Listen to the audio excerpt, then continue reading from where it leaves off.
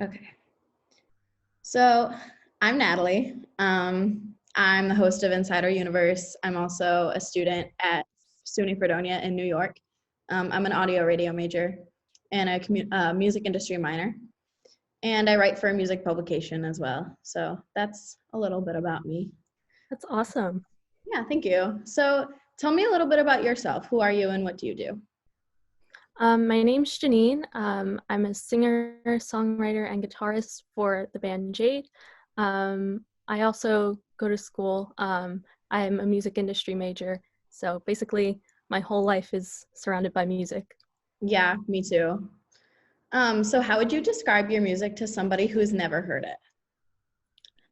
A lot of people ask me, like, what genre do I play? Like, where do I fit in the music world? And I always just say that I play in a rock band.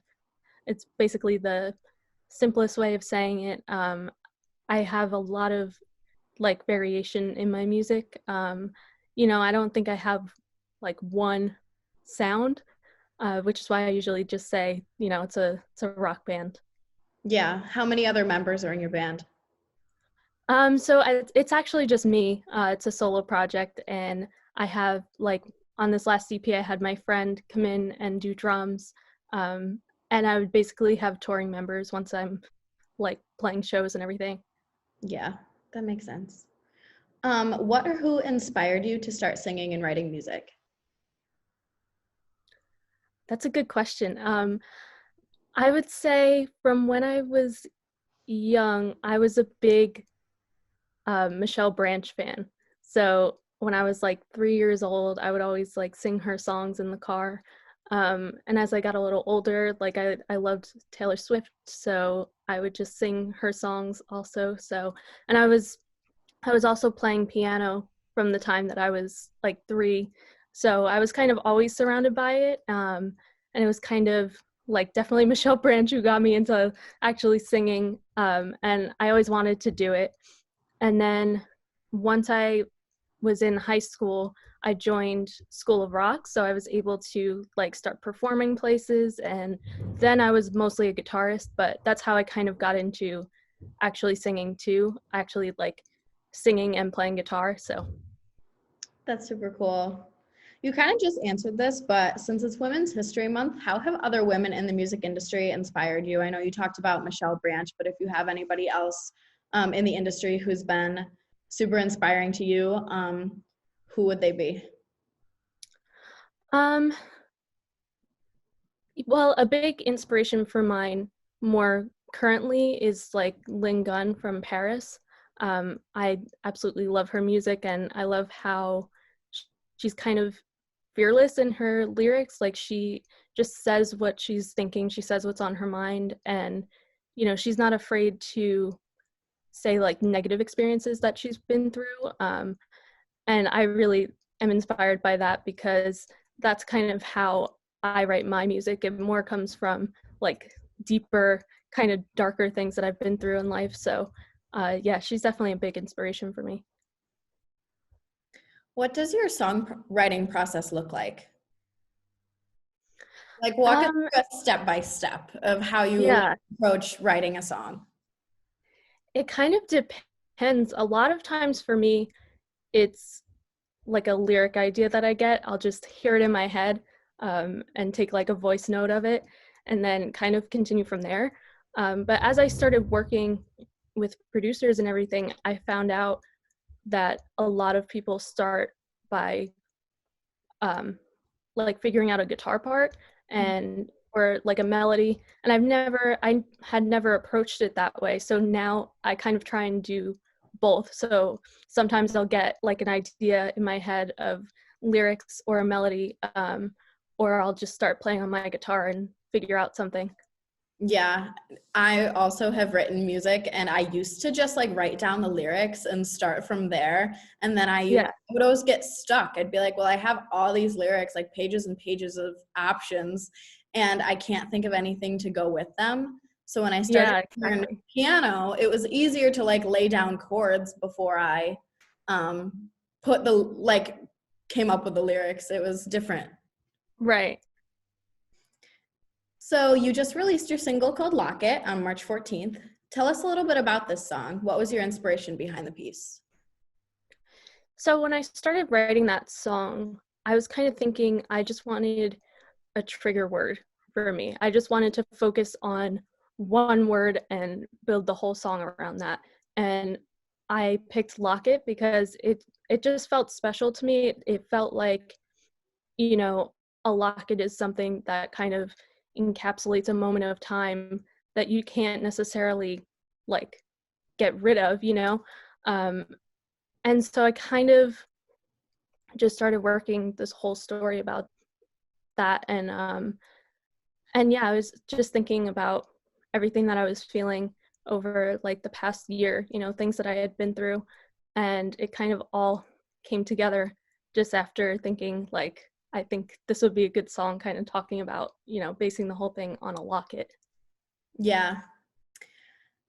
How has the pandemic affected your work? You talked about a little bit just now about the past year and what you've been through. Has the pandemic affected like maybe what you put into the lyrics of Locket or anything? Yeah, definitely. I feel like over the past year, things have changed so much, especially people working in music. You know, we haven't been able to play live shows. And I had only played 2 shows with Jade before the pandemic. I was planning a third show and then everything shut down. So I think if it didn't happen, I probably would have released music a little bit sooner. Um, but I don't think, you know, like I feel like it kind of all worked out with how my music kind of started coming along for this next EP. Um, yeah. Gotcha. Have you participated in any virtual events? Have you put on anything or have you attended anything virtual through the music industry?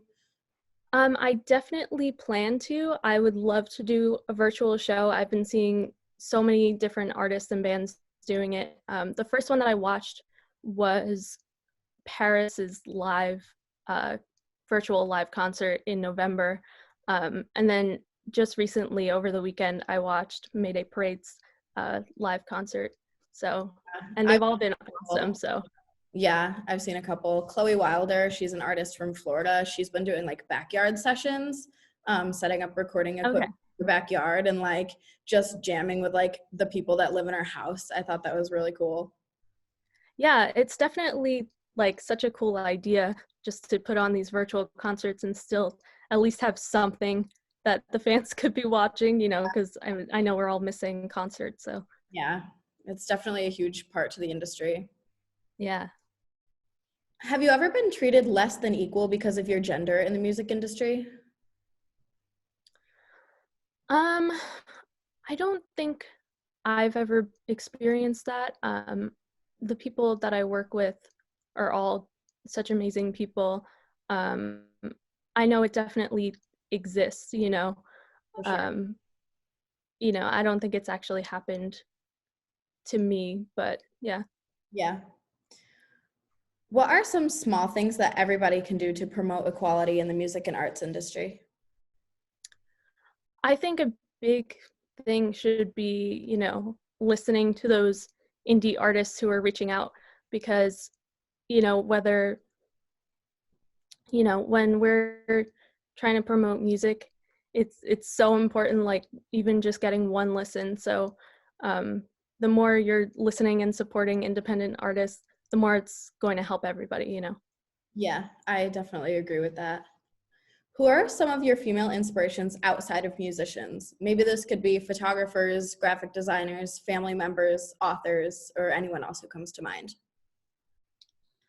Um, Someone who probably comes to mind for me would be Emily Dickinson, the poet, just because she puts so much into her poetry. And, you know, there came a time in her life where she would just isolate herself from the entire world, you know, her family, everybody in her life, and just be writing. And so it's kind of it's inspiring to me, and you know, just her work in general. um But as far as like my family, I'd probably say like my sister, she works in fashion design, and she does a lot of she does like all of my cover art.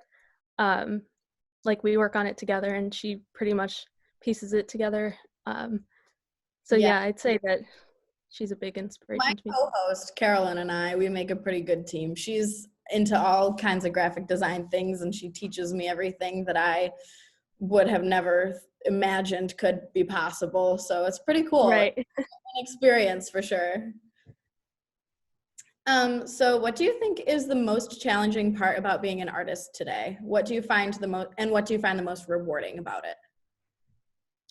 The most difficult part about being an artist is actually getting people to pay attention to you, which, you know, we all have to put in the work and, you know, do whatever we can.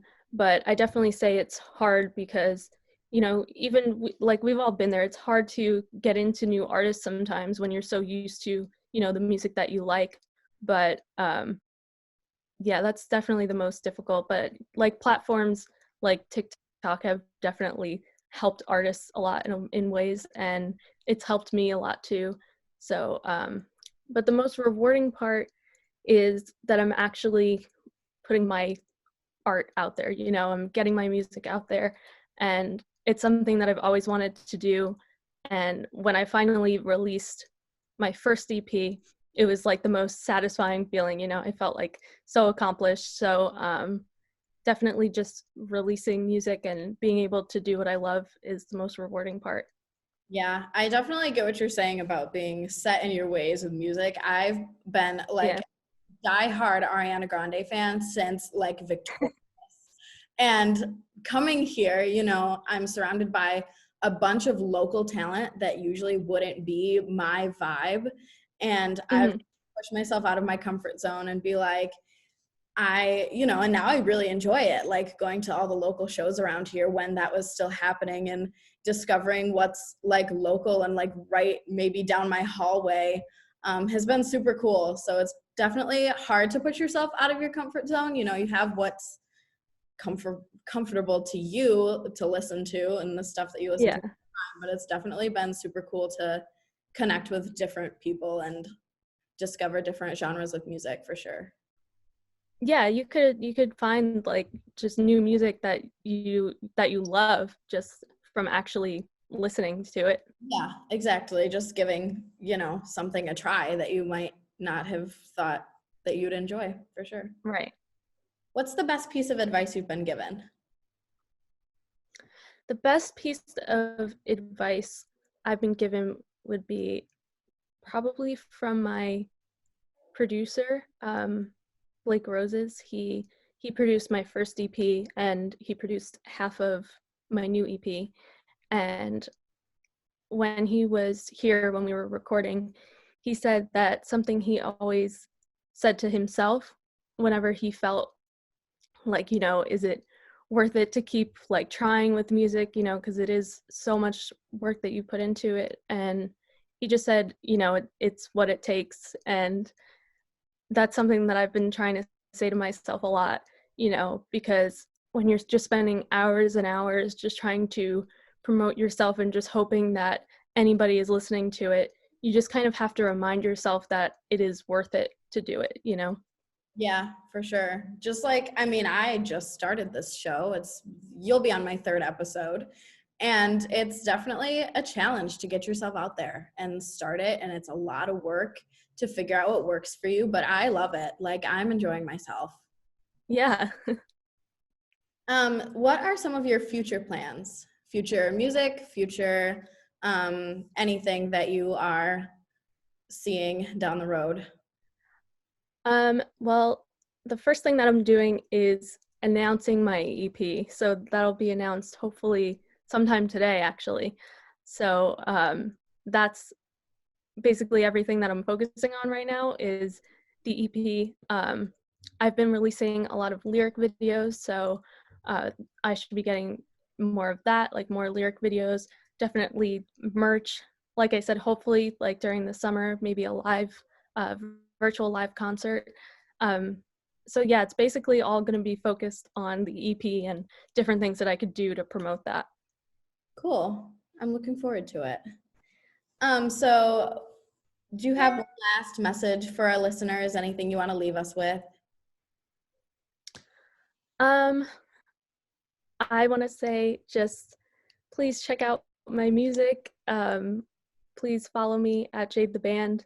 And please check out my new EP when it comes out. And thank you so much for having me on here. You're welcome.